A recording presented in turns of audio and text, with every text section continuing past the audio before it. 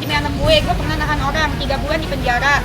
Cuma netizen recehan, dan itu yang akan gue lakuin buat lu. Gue langsung ke Polda sekarang, lihat SPKT-nya gue kirim. Lu cek aja tuh, Polrestabes Bandung, siapa tuh yang gue tahan. Kemarin Dedes, pengacaranya manajernya Medi itu ketakutan nelfon saya tengah malam. Bang, saya ditelepon bang. Terus katanya dia mau datang nih dari TV-nya Uya. Urusannya sama saya bang, saya cuma manajer bang. Medi lagi sakit. Anak ini juga tertekan bang. Bentar lagi anak ini juga sakit ini. Dia yang sekarang lagi heboh, tolong sabar. Karena kan sekarang juga semua sedang diproses ya. Setiap orang yang bermasalah dengan dia pasti dia tantang. Saya saja begitu. Dia marah sama saya. Abang kok jadi, udah. Di situ kita lihat, sejak kapan anak ini mengidap ini? Oh tadi kan Bang Rahmat mengimbau lapor, ya udah aku lapor lah. Gitu, minggu ini lah. Nama selebgram Medina Zain kini sedang ramai diperbincangkan usai diduga telah melakukan penipuan terhadap Uya Kuya dan Jenis Karista.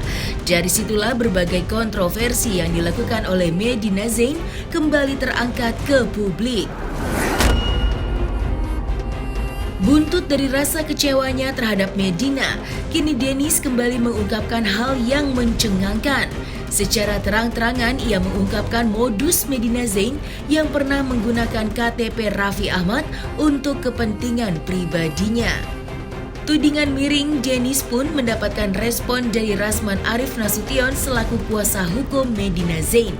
Rasman juga menambahkan jika kliennya itu sedang mengidap bipolar akut, dan atas dasar itu pula Rasman meminta untuk semua pihak yang berseteru dengan kliennya itu untuk bisa berkomunikasi terlebih dahulu dengan dirinya. Lantas, langkah apa yang akan ditempuh pihak Medina Zain? Apakah Medina Zain akan kembali dilaporkan ke pihak kepolisian oleh pihak yang berseberangan? Dan seperti apakah rekam jejak kontroversi hingga perseteruan Medina Zain dengan sejumlah selebritis tanah air? Saksikan selengkapnya hanya di Cumi Camp Indep berikut ini. Hai Cumi Lovers, bersama Cumi Camp Indep kami sajikan kabar lengkap, mendalam dan akurat dari narasumber terpercaya. Dan jangan lupa untuk like, subscribe, dan juga share channel YouTube ini.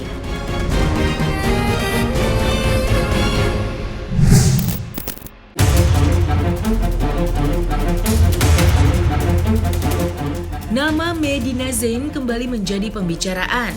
Lagi-lagi soal dugaan penipuan yang bahkan korbannya adalah para selebriti. Setelah yang terbaru pengakuan presenter kondang Uya Kuya dan Jenis Karista yang merasa diperdaya dalam urusan jual beli mobil, bahkan secara mengejutkan, Denis menyebut Medina telah mencatut nama Raffi Ahmad untuk melakukan modus penipuan.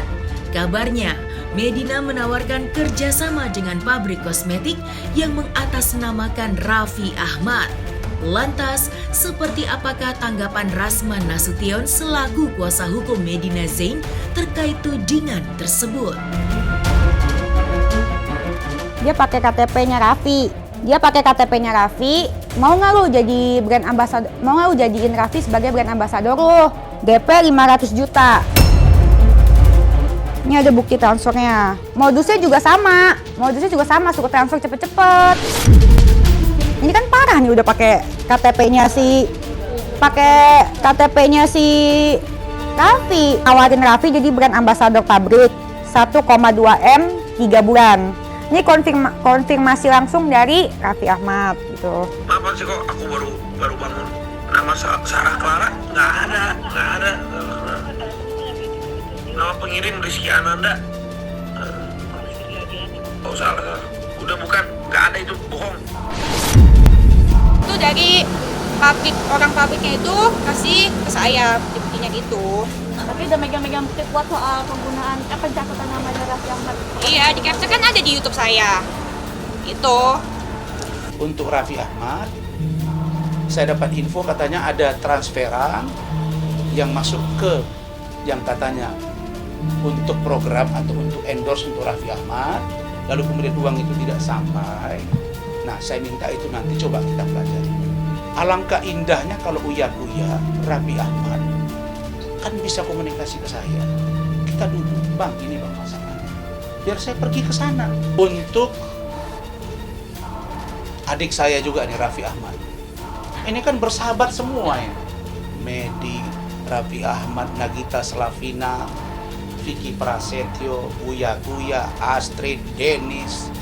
Kan teman semua mereka ini. Masa iya sih gara-gara yang kecil begini?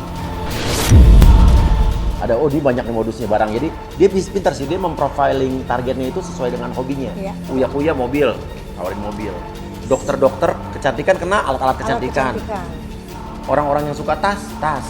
Nanti ada lagi ternyata korban-korban berikutnya yang soal travel masa lalunya nih, ada nih. Perjalanan umroh banyak nih. Selama ini Medina Zain memang dikenal dengan kontroversinya hingga sering membuat dirinya berurusan dengan pihak yang berwajib.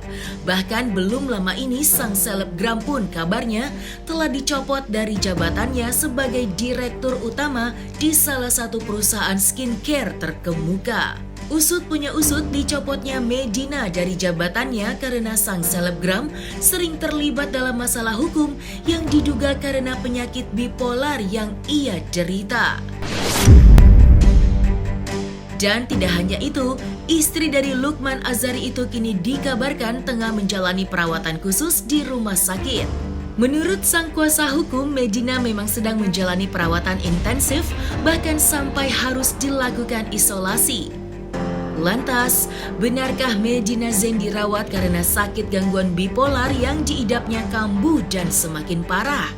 Atau hanya malah menjadi alasannya untuk dapat terus-menerus lolos dari jeratan hukum? Kan ini ada stempel, ada semua.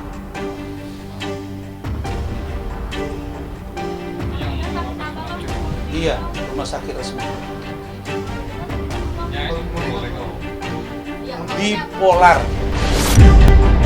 Bipolar stadium tinggi. Stadium tinggi, istilahnya stadium tinggi itu saya nggak ngerti 4 atau berapa. Nah kalau bipolar kan di atas depresi, bos. Tapi bukan gila. Nah ini yang harus ditafsir-tafsir gitu. Cukup ya. Nah di sini dokter yang merawatnya jelas, kemudian kepala instalasi rawat inapnya jelas, namanya jelas, tempelnya jelas. Menyebut Medina Susani karena memang namanya Medina Susani. Gimana berbohongnya? Kalau ternyata ini tidak sakit, dibuat sakit, kena semuanya. Jangan datangani ini. Tidak mungkin Medina Zain pura-pura sakit. Dokter mau mengatakan dia sakit sementara dia sehat. Resmi suratnya, ada buktinya, ada tanda tangan perawatnya, dokter yang merawatnya. Ini tidak masuk akal. Tapi itu pun, kalau memang benar dia sakit pura-pura, tentu saya akan tegur dia. Dan ingat, kalau Medi pura-pura sakit ternyata dia sehat, saya akan mengundurkan diri sebagai pengacara. Tapi kalau ternyata dia sakit, maka yang menuduh dia pura-pura berurusan sama saya. Dan saya jujur saya kasihan sama dia gitu. Tadinya saya kasihan sebelum saya jadi korban. Sekarang gimana? Ya kagak mau lah. Orang saya tadinya kasihan, teman-temannya udah menipu juga. Coba banget, ya kan? Tapi bukannya kakak akan mau laporin Medina? Karena saya kasihan aja sama korban-korban itu. Saya rasa nggak ada hubungannya penipuan dengan bipolar ini. Kan emang ada bipolar sama penipuan emang sama. Mana bisa sih orang bipolar bikin bukti langsung palsu? Ya nggak? Kalau misalkan semua orang menggunakan penyakit jiwa atau penyakit bipolar sebagai lari dari jalur hukum, nanti semua orang ikut-ikutan dong. Makin banyak penipuan. Saya mengidap bipolar dari 2016, tapi memang genetik gitu. Jadi sebelumnya memang ibu saya juga terkena bipolar gitu.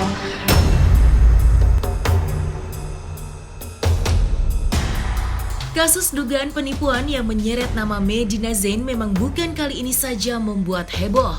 Jauh sebelumnya, ia juga banyak tersangkut kasus penipuan yang dialamatkan kepada dirinya. Dikenal sebagai selebgram dan juga pebisnis muda yang sukses, kehidupan Medina Zain tak pernah lepas dari sorotan bahkan kontroversi.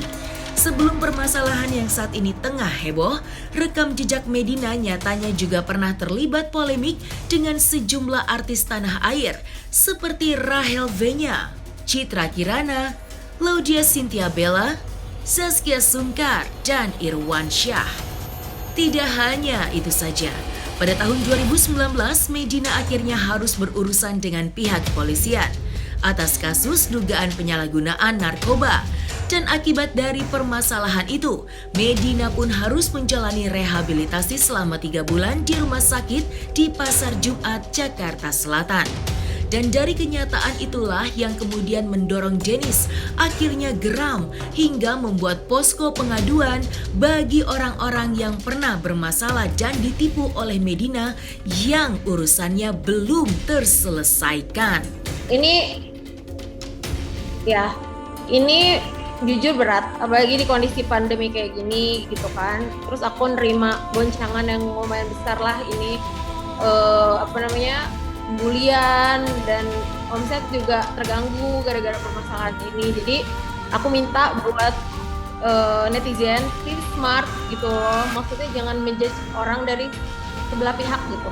Maksudnya boleh kalian ngata-ngatain gue, boleh seenak kalian, cuman harus disaring gitu loh, karena nerornya tuh sampai ke kakak-kakak aku, ke teman-teman aku, semuanya, nerornya tuh ke semuanya gitu. Yang sekarang lagi heboh, tolong sabar, karena kan sekarang juga semua sedang diproses ya, ada pandemi gitu kan. Jadi kalau misalkan kayak kemarin urusan travel itu nggak sabar, posting hal yang tidak diinginkan kan, jadi nanti ujung-ujungnya terjadi hal yang tidak diinginkan juga gitu kan, UIT gitu. Jadi ya mohon aja komunikasinya dengan baik lah dengan lawyer aku atau dengan Lukman atau dengan aku gitu. Jadi tidak memblow up ke media gitu, maksudnya udah cukup lah masalah kayak gini. Maksudnya bukan mau meremehkan uang ya Mbak ya, tapi menurut aku ini hal yang bisa dibicarakan gitu, bukan yang korupsi miliaran atau berapa gitu. Maksudnya jadi akunya ya imbasnya ke karyawan-karyawan aku lah, kasihan 250 orang aku harus kasih makan setiap bulan kan.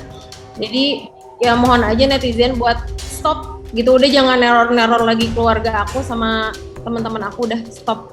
Narkoba itu bukan sesuatu hal yang bagus saat digunakan untuk bekerja atau bukan untuk penyembuhan. Memang ada salah satu obat yang digunakan oleh saya, tapi izin dokter. Itu memang narkoba golongan apa, saya nggak paham. Nah, selesai sudah Cumi Lovers. Bersama Cumi Camp In Depth, kabar lengkap, mendalam, dan akurat dari narasumber terpercaya. Dan jangan lupa untuk like, subscribe, dan juga share channel YouTube Cumi Cumi.